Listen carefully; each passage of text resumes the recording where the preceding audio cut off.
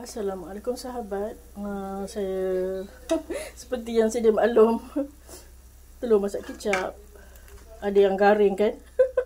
Saya pergi ke depan cakap-cakap kan dengan husband.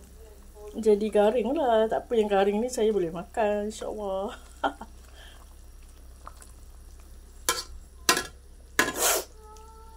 Telur masak kicap bila keadaan darurat, tak ada lauk lain, inilah makanannya. Ataupun sardin, ikan sardin. So tak kisah pun. Alhamdulillah.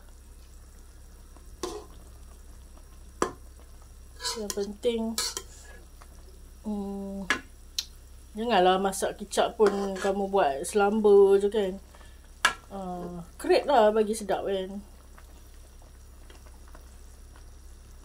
InsyaAllah akan jadi sedap dan selera. Ya, ini 6 ketul ya. 6 biji, sorry. Cakap laju-laju.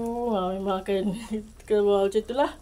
6 biji telur. So kalau kicap pekat saya tuang sikit lah tadi. Dia kicap pekat ni dia akan gelap kan.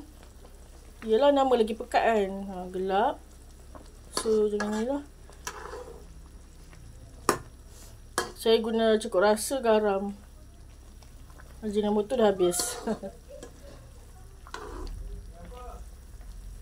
Kalau pun nak letak ajinomoto sikit je, sebab dah letak ni, dah letak apa, cukup rasa.